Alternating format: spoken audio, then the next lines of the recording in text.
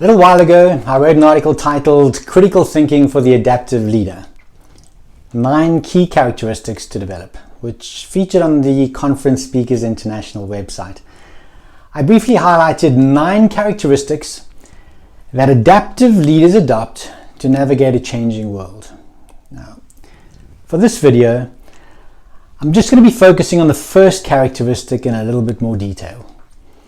Critical thinking and problem solving have consistently been voted as the key skills for leaders to develop in the 21st century. It's becoming increasingly important for leaders to make the right decisions, and that involves a key characteristic of critical thinking. This is adaptive leaders start from the premise that they may be wrong and are open to their minds being changed. I grew up in a fundamental religion where we believed in the absolute authority of its religious text and its founder. The founder of this religion described its religious text as the most correct of any book on earth. Many consider this religion a cult, although, whilst I was part of this religion, that would have been a claim that I would have passionately defended against.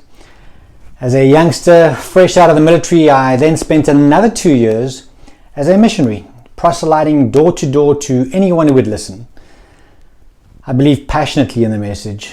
In fact, not only did I believe, but I proclaimed a sure knowledge of the truthfulness of the message that I was teaching. Every single facet of my life was influenced by the teachings of this church. It permeated every aspect of my thinking. Every single life decision that I made was done within the context of the peculiar doctrine of this church.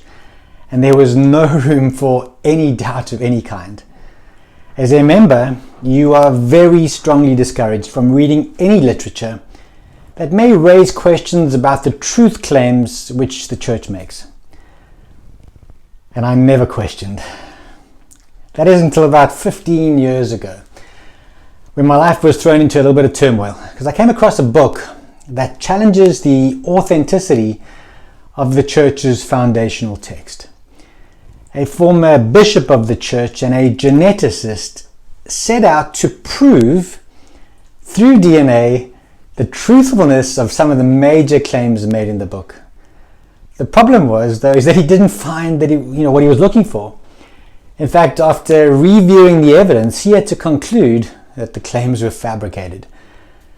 Now, this book raised a few questions for me and sparked an almost 3-year obsessive drive to challenge all of the sacred cows that I had. All of the beliefs that were never ever questioned now suddenly became the object of intense scrutiny in my life. Did I really have all the answers to life's complex questions, or hadn't I been asking the right questions in the first place? Did my worldview really contain a fullness of the truth? The proverbial rug began unraveling very quickly from beneath my feet, and I soon discovered that I no longer had a sure knowledge. In fact, in the face of rigorous testing and compelling evidence, all of my sacred cows became indefensible. And so began a process of change and discovery that, upon reflection, became my journey towards a greater sense of self-awareness. Now, the reason I tell you this story is that our leadership culture has for decades focused on persuasion and influence. We celebrate leaders that are decisive, persistent, and unwavering in their convictions. Now, there's no doubt that persuasion and influence are important skills for leaders, but in a world that is changing faster than ever, I believe it is far more important for leaders to be persuadable. The real competitive advantage for leaders now is the ability to change their minds in the face of new information and new circumstances. In a volatile, uncertain, complex, and ambiguous world, leaders need to make good decisions. When we are open to our minds being changed, we use all of the available information, even the stuff that contradicts what we already believe, to make the best possible judgment.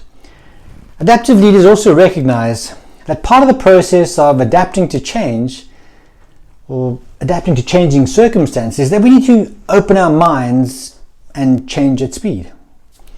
With the increasing pace of change, the best leaders lean aggressively into these changes and question the status quo. They're not uncomfortable receiving feedback, even if it contradicts beliefs that they have about themselves.